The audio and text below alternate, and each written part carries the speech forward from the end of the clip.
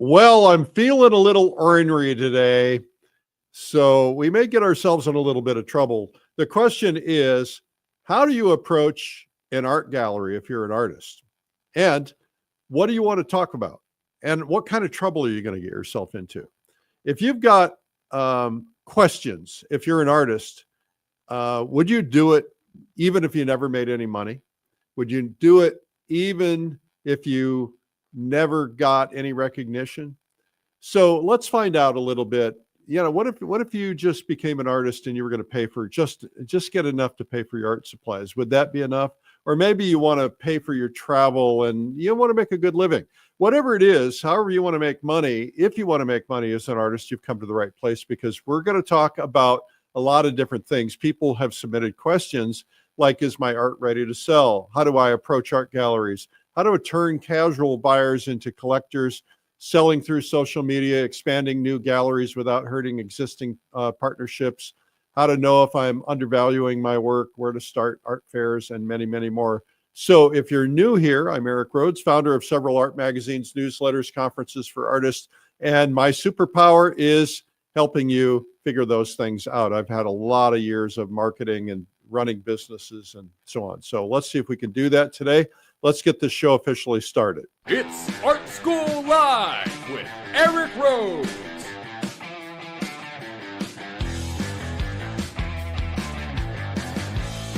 Now, here's your host, Eric Rhoads. Welcome to Marketing Monday and Art School Live. We're here every weekday at 12 noon. Mondays is marketing. Fridays is feedback. In the middle of the week, we have different artists or myself teaching how to paint. And we believe anybody can learn to paint, and we want to help you do that. And we believe anybody can learn to sell your artwork too. Now, your artwork has to be at a certain level, but maybe not the level you think it would have to be. It depends on where you're selling and what your environment is. But if you guys want to come on camera and ask your questions, or you just go into artschool.live and then /stream. Also, if you have a question, go into the comments and put it in the comments, and put the word question in bold letters or in all caps at the beginning, so that we can there's so many comments flying by. That way we can grab them. And of course, you can send your questions by email. They won't be on today's show, I guarantee it, but send them for a future show to eric@streamlinepublishing.com, and make sure that you get them to me so that we can do this. Now, I have not seen these questions, and so you might stump me. So we're going to get started here with Hannah, hard-hearted Hannah in San Diego. I'm sure she hates that. She probably heard it her whole life. Okay, Hannah, how do I know if my art is ready to sell? I think people worry. I worry that people will think it's amateurish. You know, Hannah, that's a really brilliant question. It's a really great question, and I went through that. Let me tell you a story real quickly. I heard from an art gallery in Santa Fe, New Mexico, which is like the mecca of art galleries, right? So anyway, they said, we'd like to put your artwork in our art gallery. And I was like freaking out. It was like there was a part of me that was so uncomfortable with that I just didn't feel deserving. It's like, what are they thinking? What do they really want? Why are they really asking me into their gallery? My work isn't good enough. So your brain goes through all these things, and I just didn't know if I was ready to sell or not. And so that's what you're going through. I get that. So there's a couple of things you can do. First off, the problem we have is that everybody who loves us will not intentionally tell us the truth, right? They'll compliment you. They'll tell you, your mother or your father or your friends will say, oh, I love your artwork. And by the way, they might love your artwork. And the problem is that there is, to an untrained eye. I had some people in here the other day in my studio, and they're like, oh, wow, we love that. And they're looking at my worst paintings. Oh, I really like that one.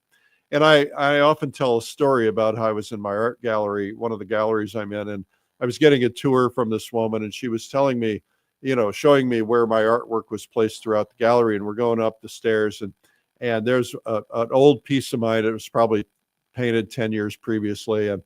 And I wanted to say, just rip it off the wall and burn it. Because and before I said something, she said, I love this painting so much, I'm making payments on it.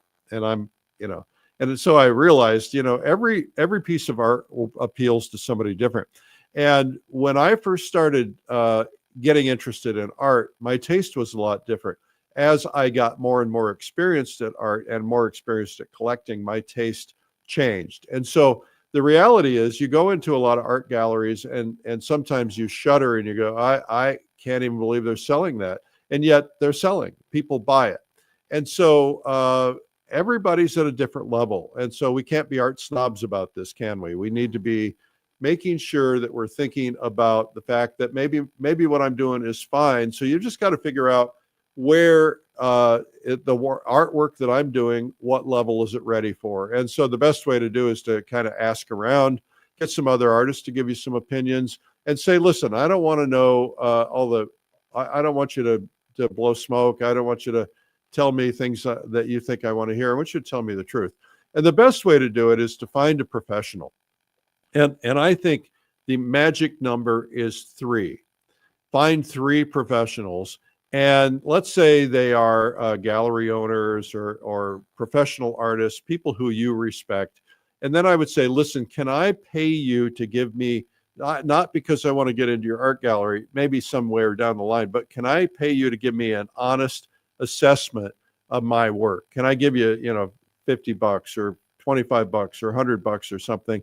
But I don't want you to say anything good. I just want you to tell me what I need to fix, because I'm trying to determine when or if I'm ready. And I think that will help you a lot. So I hope that helps you, Hannah. If you guys want to come on camera, you know what to do. Just go to artschool.live/stream. I'm not going to keep reading it, but we'll have something scrolling at the bottom. Oh, we do already. Mia in Los Angeles says, I've just started selling and I feel weird about asking for money. You know why you feel weird about that, Mia? Well, the full question is, how do I talk about prices confidently without sounding awkward? So I don't know about you. When I grew up, my parents drilled a couple of things into my head. One of them is, we don't talk about money, we don't talk about religion, and we don't talk about politics, right? The 3 things we don't talk about. And I probably heard that 500,000 times when I was a kid. So we're all a little uncomfortable talking about money. And also, we don't really know where we stand. And so we don't know what our work is really worth. And because we're very sensitive, because we're artists, I mean, we're sensitive because we want to do the right thing.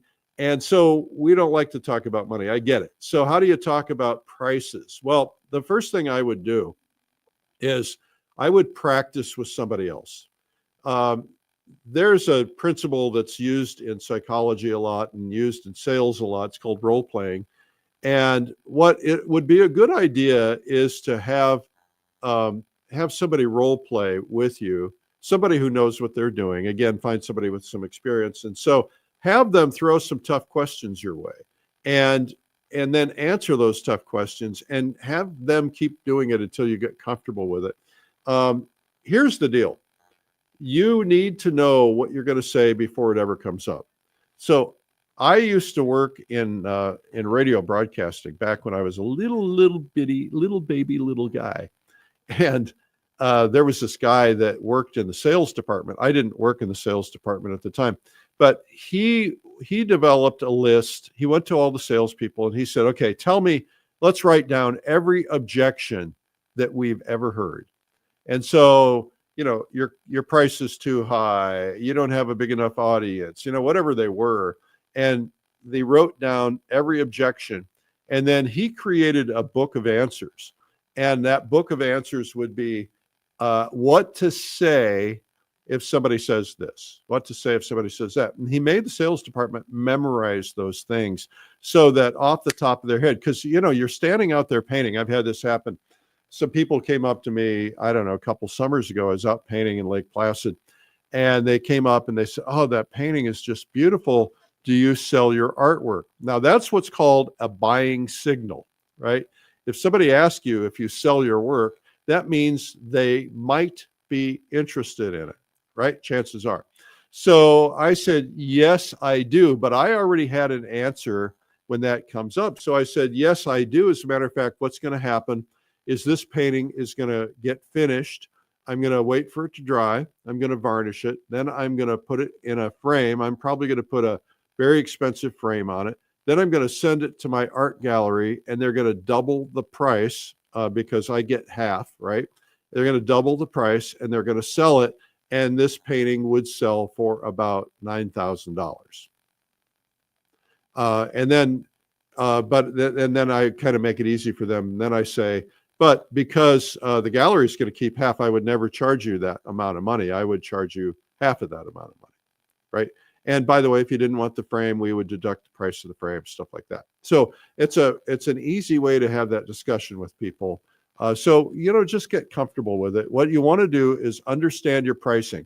Set a price for everything. Put together your price list. 9x12, it's this much money. 8x10, it's this much money. And then say to yourself, okay, how much bargaining power am I willing to give myself, right? So let's say you come up with a minimum. Let's just, for sake of discussion, say, all right, the minimum for a 9x12 for me is $500. But I really want more than the minimum. So I'm going to price it at $600, but I'm willing to negotiate off by $100 so people feel like they're getting something, right? So if somebody says, well, how much is that painting? And you go through your routine, well, normally I would do this and that and so on with the gallery. So, but ultimately, if we don't frame it and everything, it's $600. And then you just shut up, keep your mouth shut, and then let them talk. And they're going to say something like, well, great, I'd like to buy it for $600, but usually it doesn't go that easily. They'd say something like, well, that's too much money for me. And you can then, if you have your prepared answers, say, well, what is the right amount of money for you? And then keep your mouth shut. And they'll say, well, $400. And you go, well, I can't do that, but I could knock a little bit off. Can we compromise? Yeah, well, let's look for a compromise. Say, how about we do $600? And now $600 is my minimum, or $500 is my minimum. And you have to ask yourself, am I willing to sell below my minimum? And the answer is always no. Well, I mean, if you want to. And the way I look at it is sometimes it's better to have a painting sold at some price than sitting in a closet. I have walls and walls and walls in my studio covered with paintings that I've never put in the gallery. And maybe one day I will. But so you've got to think about those things. Anyway, good question, Mia. All right, you guys want to come on? Just you see the instructions below. Anton S. All right, this is one of the most asked questions I ever get. Hope you guys are doing well. Make sure you put the word question in the chat, and we will we'll look for it. Okay. Anton S. says, I'd love to get into an art gallery, but I don't know how to approach them. Should I just send them an email with my portfolio, or do I need to wait until they notice me? Well, Anton, this is very tricky. So what I want everybody to do, including you, Anton, is I want you to put yourself in the mindset of an art gallery. You own an art gallery, right? And it's downtown in your little town or your big city. And so what have I got going on in my life, right? Okay, first off, I got rent, I got lights, I got employees, I'm constantly hanging art. I've got a lot of work to do. I'm busy. There are people in and out of the gallery all day long. And so, I'm sitting at my desk for a minute and I can't get my work done. Somebody comes in and they want to look around. So I have to go talk to them. Then I got to sell something. I got to ring it up. Then I got to figure out how to ship it, right? They got a lot going on. Art gallerists are very special people. We need to appreciate them. And then, some guy walks into the art gallery and they're busy and he or she says, hey, I'm an artist and I'd like, would you put me in your art gallery? And they're like busy and they don't want to be rude, but they're like, no, I can't talk to another artist because 50 other artists dropped in that week, right? This is what you're dealing with. You're up against that. So the other thing, I'm sitting in an art gallery in New York City with my friend. He ran this art gallery. and he's going through envelopes while we talk. And I said, what are you doing? He says, I get at least 100 envelopes with submissions every single week. He said, if I don't keep up with it, I'll never get it done. I said, well, why do you open them at all? He says, because I don't know their submissions, right? It doesn't say artist submission on the outside. So it could be a check. It could be a gift from a client. It could be something else.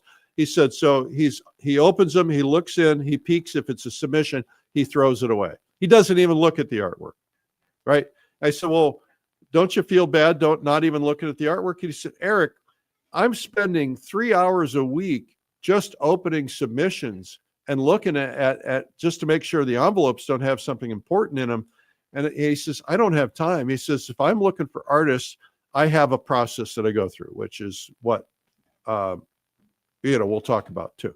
So I think, I don't believe that the answer to getting into art galleries, and there are going to be exceptions to all rules, right? But I don't think the answer is to show up. I don't think the answer is to mail them anything. I think the answer is to get them to find you.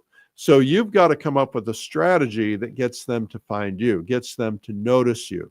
I have a friend who Scott Jones, who was a gallerist for many years. He said, I had a dummy Facebook account. They didn't know who I was. And I would look at people's work and I would study it. I'd see if they're getting better, they're getting worse, are they being consistent? He said, sometimes I'd watch somebody for 5 or 10 years before I invite them into a gallery. Sometimes I see somebody and they've got like 10 paintings in a row that are just really drop dead gorgeous, and I'll invite them in right away. So what you want to do is look for ways that you can get them to notice you, to invite you in. And so that is, and you're not necessarily going to know it, who they are. The other thing you can do is you can kind of monitor their social media accounts and their posts, and you can make comments. You don't want the comment to be, hey, I'm an artist, come in and look at my work and put me in the gallery. No, you make comments like, wow, that was a really beautiful painting. I love the way that they did the mist in the distance.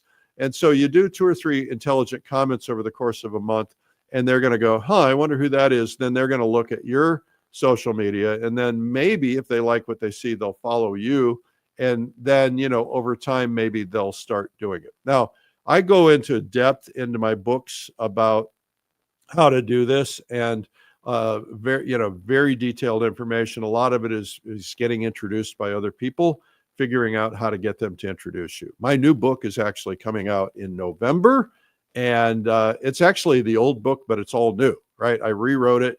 And I added 500 new pages. It's coming out in November, and that will be coming out in conjunction with my Art Business Mastery. If you don't know about that, it's really cool.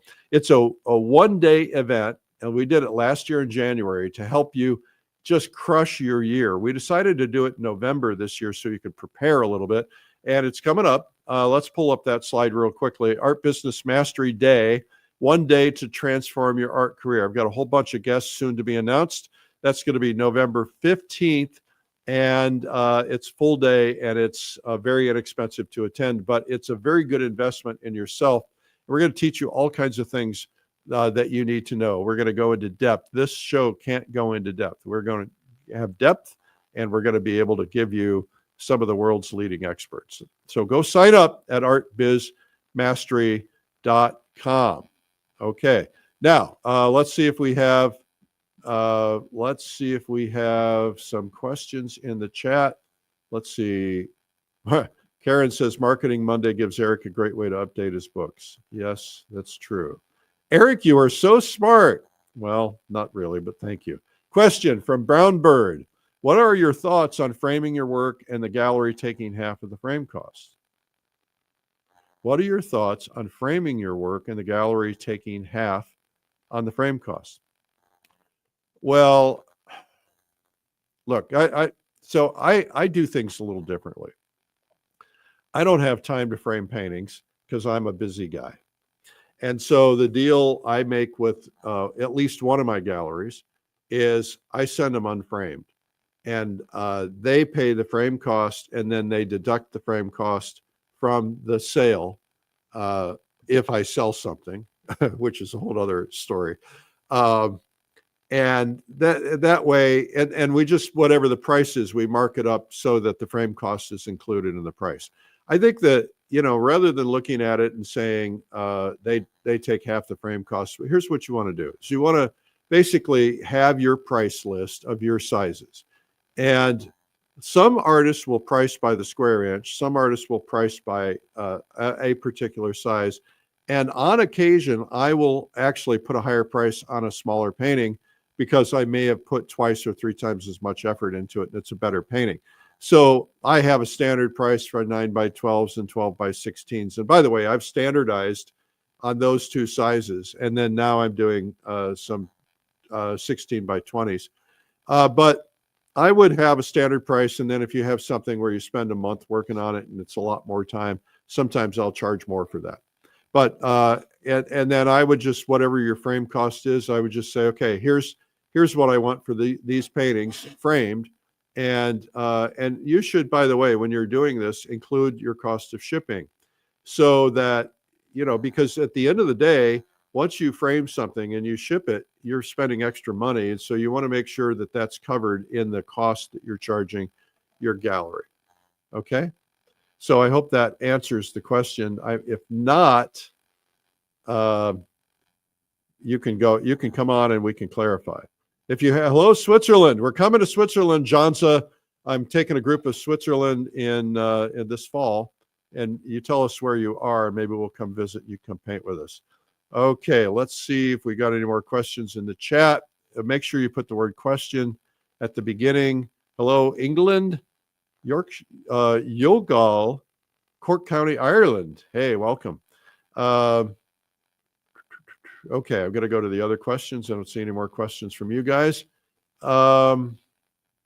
Anonymous. I've been painting several years, and I finally started showing my work at a local art fair. I've sold a few pieces, which was exciting, but I noticed that most buyers bought on impulse. When I followed up later, some of them didn't even seem to be engaged or interested in building a long-term connection. My dream is to turn these casual buyers into real collectors who come back again and again. How do I nurture those relationships without being pushy or salesy? Well, there's a lot to unpack here. Let me see, Anonymous. Look, let's start out with art shows. If somebody buys something at an art show, they are a customer. If someone does not buy something at an art show and they've expressed interest, they are a prospect. But the problem is that a lot of people will pretend to be a prospect, and they aren't. I mean, it's not that they're lying to you, it's just that they're kind of interested. So they might go, hey, how much is that painting? And you go, $3,000. And they go, oh, okay, thanks. I'll be back later. Or maybe I'll come back, right? And then, you're trying to figure out, well, how do I get them to come back when they're never coming back because they don't want the $3,000 price, right? Because you haven't learned your objection building process that I talked about earlier. So they're not really a prospect.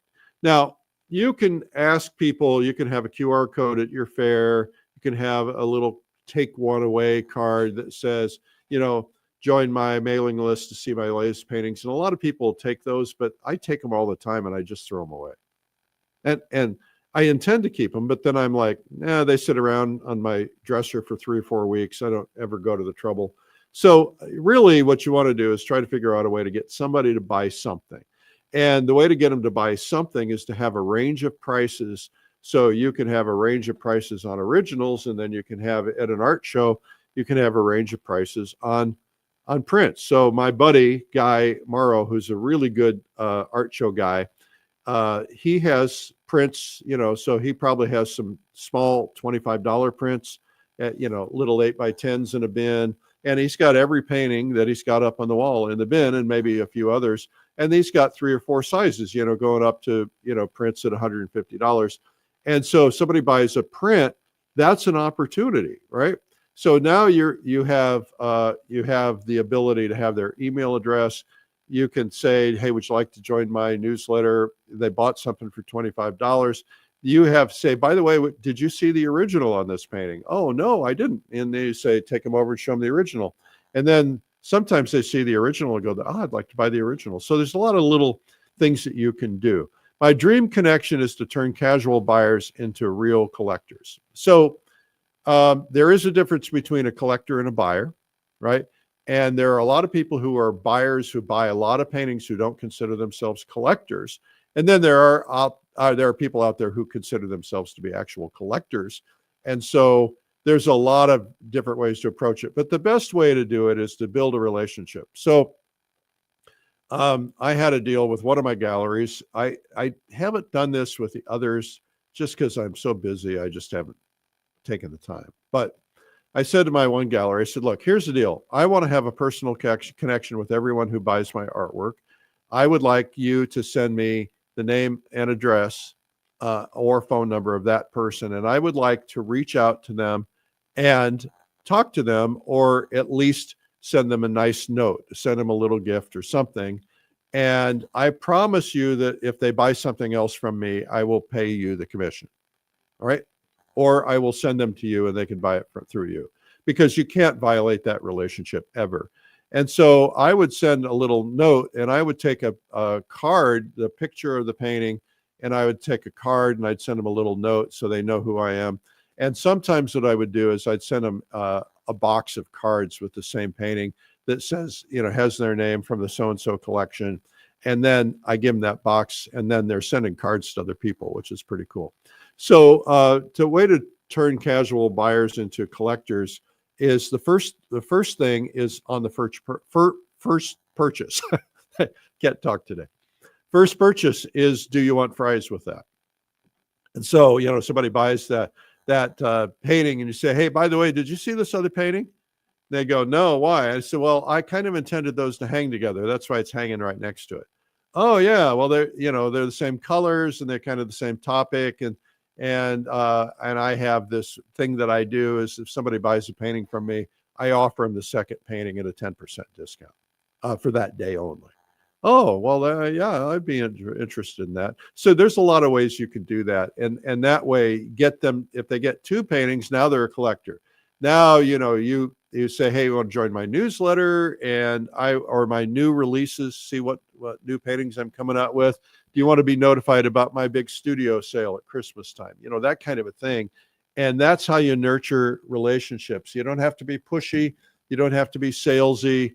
You just have to, you do have to talk to people, or you can't hide in the corner. Just saying. Okay, I want to tell you guys about a couple of things that are coming up real quickly. I am so excited because on Saturday, yes, it's this Saturday, we have some of the world's leading gouache painters getting together, and we are going to teach you how to paint in gouache. Gouache is a medium that's water-based, but it paints opaquely like oil. And it's what I took to China. And actually, I got my first painting in a museum, and it's a gouache painting. And the only gouache painting in that museum, by the way, I think, that I'm aware of. Anyway, we've got an incredible lineup of people. It's a one-day, full-day event. And if you can't make the date, you can make the replay. And so go to gouachelive.com and sign up. We've got literally thousands of people coming from all over the country, and it's really cool to have. So we hope that you'll join us for there. If you're not a subscriber to this program, make sure to go to YouTube, hit the subscribe button. You might be watching on another platform. We would like to be able to get you as a subscriber. It helps us, helps you. And so do that. And also, we have a free gift for you. We love giving away stuff. This is a free video, and it's for instant streaming on your computer, your phone, whatever. And it's called 97 Incredible Art Secrets from the World's Finest Artists. And if you want the DVD version, you can get that too free. But we ask you to pay the shipping on that, because it's costly to send that stuff out. Just 97artsecrets.com/ASL for Art School Live. Okay, back to questions. How do you get into a gallery if you're not supposed to approach a gallery? What is the best strategy? Well, Laura, I don't know if you heard what I said earlier, but go back and listen to what I said, because I just told you the whole strategy. Let's see here if we have any other questions in the chat. Otherwise, we'll go to the questions you guys have sent in. Anybody wants to come on camera, go for it. Let's see here. Question. Question. What is your opinion? Oh, I don't have any opinions. Betty Vermeer says, what is your opinion on showing in small town galleries where the artist pays rent for wall space or a gift shop at a tourist stop? I love it, baby. I love it. Okay, so there are a lot of different things that happen. So we've got this one gallery that when people advertise in our magazines and probably everybody else's magazines, this one gallery calls them and says, hey, we're a pay for play gallery. We're going to do a show of your artwork, but we want you to pay us to do that. Would I do it? Probably not. Should you do it? That's up to you. I can't tell you that, but I will tell you that if they're just calling anybody at random, I would check out the gallery, see if their work is quality, or they're just calling anybody and that's how they make their living. And I would ask them for references and, check it out, see if it worked. Did anybody sell anything? But, usually a serious gallery isn't going to do that.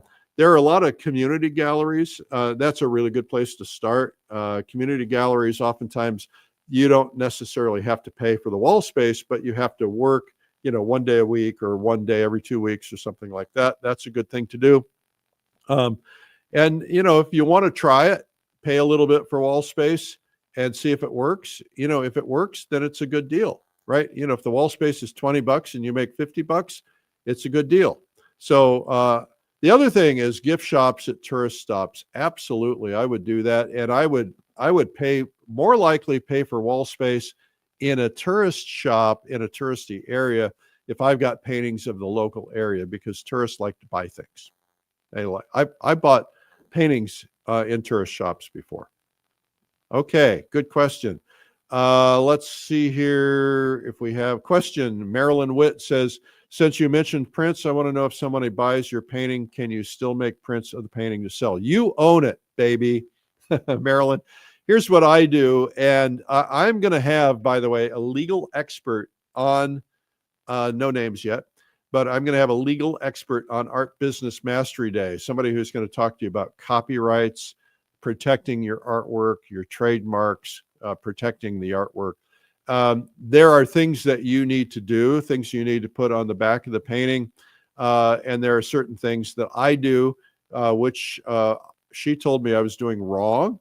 So I'm going to tell you what I do, but it's wrong, I'm told.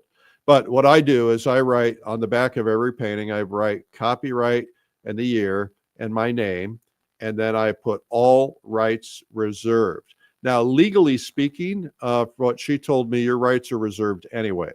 If you have trademarked or copyrighted your painting, and the way to copyright it is to go to the copyright office online and pay the $25 or whatever and copyright it.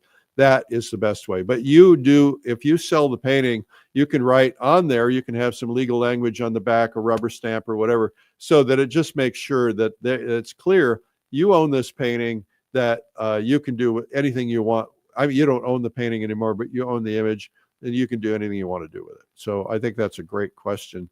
If you have questions, put them in the comments. Question from Brown Bird. Okay, thank you. My goal is to get a gallery representation and still do outdoor art shows. How does the pricing usually work? Well, every gallery relationship is going to be different. There's kind of an industry standard, and it changes depending on your prominence, right? So if you're brand new at this, typically the gallery relationships are something that smells like, hey, I'll sell it and you'll get half. It's 50-50, right? Or you give me the price and I'll mark it up double. That's essentially how most work. Now, some artists, because they're so famous and they sell so well and they sell for a lot of money, some of the galleries will say, I'll give you 60% or more in some cases. But usually that's rare. And so once in a while, you'll get a gallery relationship. They'll pay you less than 50%. I wouldn't do that in my particular case, but maybe you would. So you have to just kind of make sure that you know that. Let's see if we have any more questions. Make sure to put the word question in front of it. Remy from Dallas, Texas. My art usually sells quickly at my current prices, which makes me wonder if I'm undervaluing myself. Is selling out too fast a sign that I should raise my prices? Well, that's tricky, Remy. So I'll tell you what Samsung does. I read a book about pricing, and this is where I learned this. What Samsung does is they'll put a product out at a price, and if it sells well at that price, then they will raise the price. And if it sells well at that price, they'll raise the price again. If it sells well at that price, they'll raise the price again. At some point, they'll raise the price to the point where it doesn't sell. Now, if you sell out 100% of a show, that's really good news. It doesn't happen very often. So I would say that probably you might be undervaluing yourself. The other thing that I believe is that, and this is something somebody taught me 100 years ago, and it's really served me well, is that, your price of eggs is going up. Maybe actually it's gone backwards now. Price of gas has gone backwards now. Thank goodness I heard a report on this morning that there's a lot of big retail spending happening all of a sudden in the last month. So things are getting better. Anyway, I digress. The raise your prices every year, at least to the level of inflation, right? So if inflation is 5% or 6%, then raise your prices by 5 or 6%. And by the way, if you want to start putting a little more meat on your bones, start trying to raise your prices higher and higher and higher and higher and higher and higher and higher. There's a very famous artist who told me a story. I won't mention his name. I do mention it in one of my videos, but I don't want to do it here to the full public with 13 billion people watching. But I said, how did you get your prices so high? He said, well, I had this painting. He said, I thought it was pretty good. I put it in an art gallery, and I had $1,000 price on it. He said it didn't sell. And this is before he was famous. He said, so it was in there for a year. So I took it out of another art gallery and I put it in there and I doubled the price. I put $2,000 on it. And he said, it was in there for about 6 months, still didn't sell. And so I got frustrated, and he said, I took it out and I put it in another gallery and I 10x'd the price, and it sold the first week. Right? Sometimes price perception is important, right? And so I've told the story many times about a lady who was going to buy a painting for $4,000. The artist said, no, ma'am. She thought it was $40,000. He said, it's $4,000. She said, well, it can't be any good then, right? So it depends on who's buying, what their perceptions are. So there's a lot of different things out there about pricing that you have to keep in mind. So if you're selling out fast, really too fast, yeah, probably your prices are too high. If you find yourself selling out really fast, go in and raise prices. See what happens. Can't hurt, might help. Okay, La Wan Toll says, do the prices in a gallery 30 miles away need to be the same as a local art guild gallery? Your prices need to be consistent wherever they are, especially if you're online, right? So if you're selling a 9x12 at one price here and another price here, and somebody walks into the other gallery, you're going to have an unhappy customer. Okay. Hello, question from Portugal. Welcome, Portugal. Thank you for all the amazing videos you bring us. You're welcome.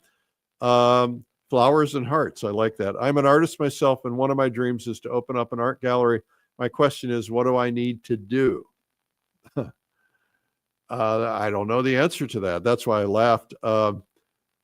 So what do I need to do? I think the first question you have to ask yourself is, why do I want to do that?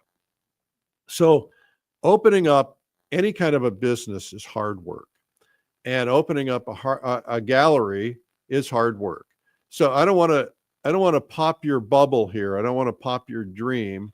But what you need to do is you need to ask yourself, why do I want to open an art gallery? Is it because you want people to see your work? Is it because you want people to buy your work? Would you be able to accomplish the same thing being in somebody else's art gallery without the expense of rent and lights and employees and all the other stuff that goes with it? Now, I have a very strong opinion about artist-owned galleries.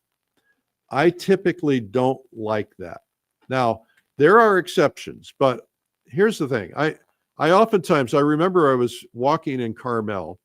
There's a lot of art galleries there, and you'd see this gallery, that gallery, this gallery, and then you see an artist-owned gallery, and the only work in the window is the artist.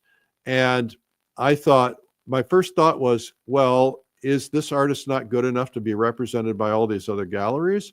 That thought crossed my mind.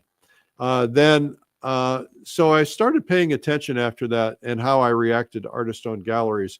And what I found is that if it's artist-owned and it has some different name on it, so if it said Eric Rhoads Gallery featuring the art of Eric Rhoads, that is, in my mind, less successful than the Wentworth Gallery. I just made that name up. There probably is one. The Wentworth Gallery featuring the art of Eric Rhoads and Don Demers and Joe McGurl and all these other great artists. Then it makes me feel like it's a real deal. I don't know. Now, I will be curious about that because I mentioned Don Demers. He and his wife just opened up a new gallery in Maine. And I'm very curious about that. Now, he has such a huge reputation that probably it would probably work really well for him. So anyway, if you want to open up a gallery, the first thing I would do is, and this is the best advice I can give you, and this is not my idea. This comes from a marketing book. It's called The Wizard of Ads, from the great marketing genius, Roy Williams, who's a dear friend of mine. I've known him for 30 years.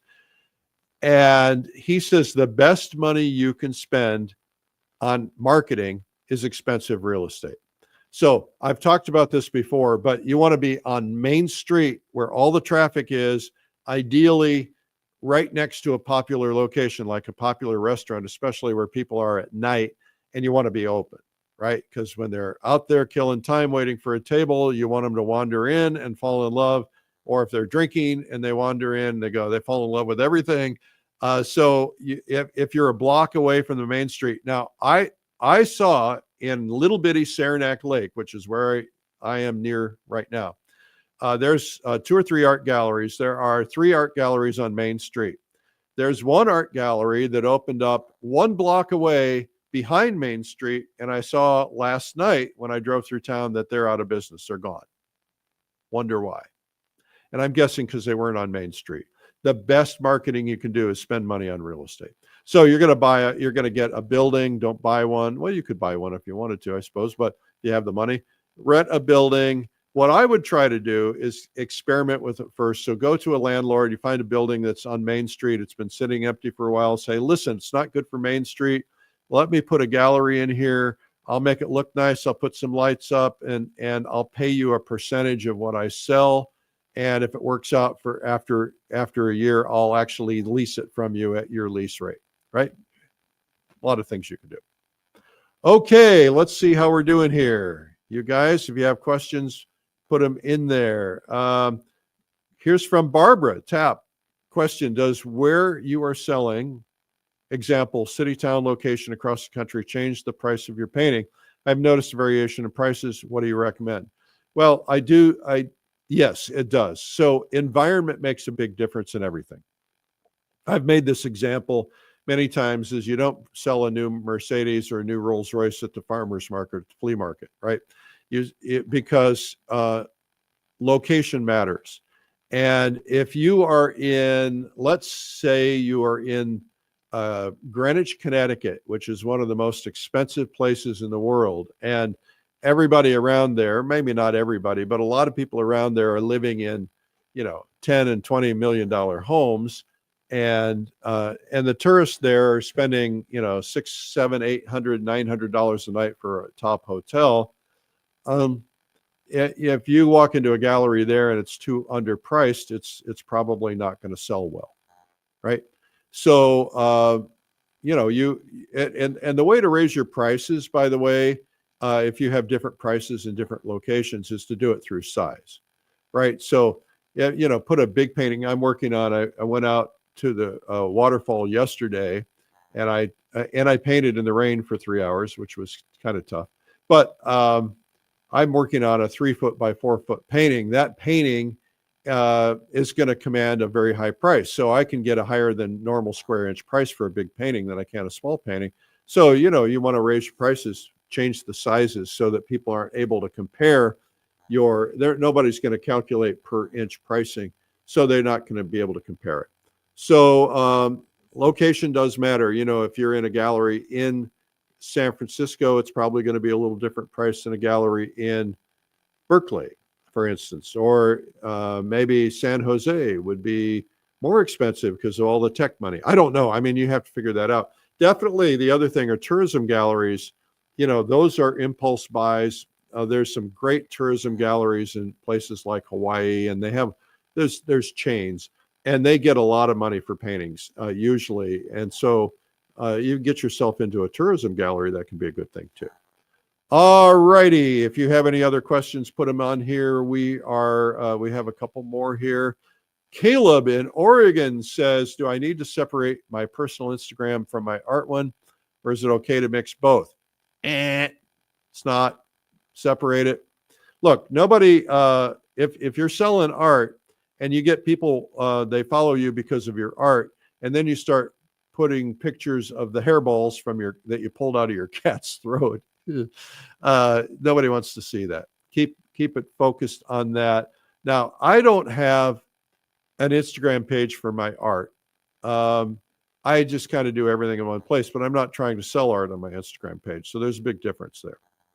You know, so once in a while I'll put something personal on, but I usually kind of keep it to what I do. If you want to follow my Instagram, I would appreciate one follow. Just go to Eric Rhoads, and you of course can subscribe to this program anytime too. 𝗚cie from Canada. You guys, you got to start telling me what city in Canada. I've started building a small collector base. All right, 𝗚cie, how do I keep them engaged between purchases without overwhelming them with emails or posts? Oh, I think the best way to keep them to engage is to overwhelm them with emails and posts. You know, you may think you're sending too much. They may or may not think so. It depends on them. If they like you and they like your work, they're probably going to tolerate it.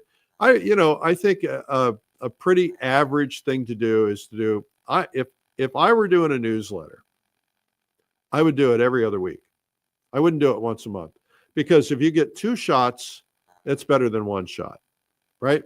And I would then throw in a 3rd email in the month, and I would do a here's what's new email, like my newest paintings announcement. You know, if you can find really good excuses to send more frequently, I would do that. And are you going to overwhelm them? Well, you might. If you're doing like I do and send 300 emails a day, you might overwhelm them. But, you know, the reality is most people don't seem to mind it. Some people do, and they leave you. But the reality is you probably can't send them too much. That's what I would probably say. Okay, question from Jada R. If the gallery demands that you only use very expensive frames, what do? You do whatever they tell you to do. Look, Jada, I've told this story before, maybe here. So David Ledman told me this story. He had a gallery down in Wilmington, North Carolina. I think he's moved. I'm not sure. And he said, I had this painting. It was a really good painting, and it sat there for a year, and it didn't sell. And I was getting ready to take it off the wall and send it back to the artist. And he said, I noticed the frame wasn't really very good. So he said, I sent it to my framer, and I bought a $2,500 frame, a really beautiful $2,500 frame. And he said, but I wanted to get my money back on the frame. He said the painting was priced at like $2,000. He said, so I put a $2,500 frame on it, and I put it at $14,000. He sold it right away. So frames are signals. And wealthy people especially look for signals. They don't do it consciously. They do it unconsciously. Sometimes they do it consciously. It's like, you know, I have a friend who is a fairly prominent, fairly wealthy individual. And, you know, they're buying Louis Vuitton, and they're buying, you know, high-end designer stuff. And that to them is a signal. Well, it's a signal to themselves that they want nothing but the best. They want good quality. I can walk into a gallery and have a frame overwhelm a painting because the frame is so ugly. And you go, why did they put that cheap, crummy frame on there? Frames matter. You know, why do people, I look at cars, I say cars are like picture frames for people, right? They roll the window down and here you are looking out the window of your Bentley and they're like, it says, hey, this dude has a Bentley, he's arrived. Maybe not. I mean, I wouldn't drive one, but I couldn't afford one anyway. The idea is that, you know, they're like picture frames for people. You know, really high quality paintings deserve really high quality picture frames. Now, interestingly enough, there's some companies out there that are doing really beautiful, inexpensive picture frames. I mean, they might be 60 or 80 bucks, but that's inexpensive compared to $2,500. But if I were in a high-end gallery, I'd say, tell me the name of the framer. And by the way, you know, if you can't do it, say to them, listen, I can't do it. I don't have the money to do it. Would you do it for me? And then deduct it from the price. Just make sure I get my whatever it is I need out of it. And they might do it. Probably used to doing that. Okay. Misty says, I'm listening and painting. Misty, I hope you're painting something good. Brownbird says she is watching from Lake of the Ozarks. Brownbird, you better come to the plein air convention. I'm just saying, because we're going to be near the Lake of the Ozarks. We're going to be in, we're going to the Ozarks this year, and you want to make sure you come. Just go to pleinairconvention.com. That is cool. Tamara says, how do you determine where you price your work higher? By the location, by the gallery, by the town? I have different venues who want different prices. One show doesn't want anything less than $1,000. A gallery I'm in and Twin Show wants to keep prices low and affordable tone for everybody. I can't answer that question exactly because I think different venues are going to require different things. And you have to ask yourself, am I willing to do it? Am I willing to lowball my work? Do I want it to be sold at a higher price? If I guarantee you, if Joe McGurl or Don Demers are not going to put a $500 painting anywhere. They don't want to ruin their reputations, right? They have their pricing, and you want to be fairly consistent about your pricing everywhere. Now, I have seen their prices at higher prices in very high-end galleries with beautiful frames, by the way. And so, I saw one in Palm Beach, that one of those artists in Palm Beach, and it was a super high price. I don't remember what the price was, but I want to say it was like $25,000 or something. So, if they're going higher, I think that's okay. So be careful about that. Here's another question from Liz Hutchinson. I paint animal portraits on commissions. I do galleries accept samples of commission work and hang them based on receiving a portion for future commissions? Probably not, Liz. Commissions are pretty hard to sell. And if they're going to do commissions, they're going to do commissions with the artists that are already in the gallery. What I would do, we take our dog to a franchise called Wolfgang, I think, and we walk in there and there's animal portraits everywhere. And then there's a big sign about the commissions for animal portraits. That's where you need to be where the animal people are. Go to, what Joanne Manji does is she goes to the big dog shows. If you're selling horse portraits, go to the big horse shows and set up a booth there. That's where you're going to find the big money, and you're going to find the big opportunity, people who love horses. When the horse show is in Lake Placid, everybody puts horse t-shirts and horse things in the windows of their stores. And there's a reason for that. Okay. Let's see. I want to just make sure there's nothing else I haven't told you about that I need to be telling you about. First off, we're going to Fall Color Week, and this, I told you I was excited about a lot of different things. One of them is Fall Color Week. I love painting with other people. And there was an article in the New York Times. No, it was in the Wall Street Journal. No, it was the New York Times. Can't remember. Anyway, New York Times. And this weekend, and it said that overnight camps for adults are thriving because people are going to make friends. That's what Fall Color Week is all about.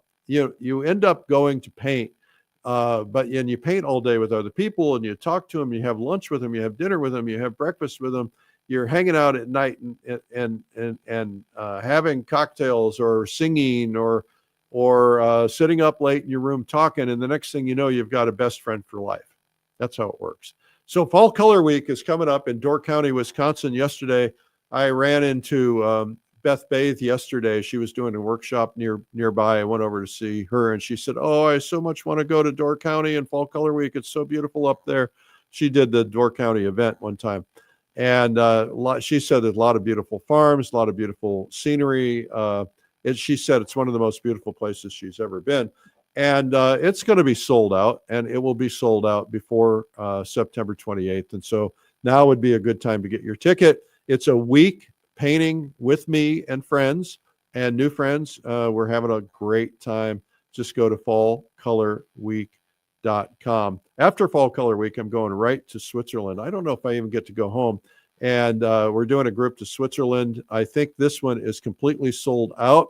But, if you wanted to come and you wanted to try real last minute in case, we might be able to get your room. That's called plenairswitzerland.com. I don't think we're going to get you a room, but you never know.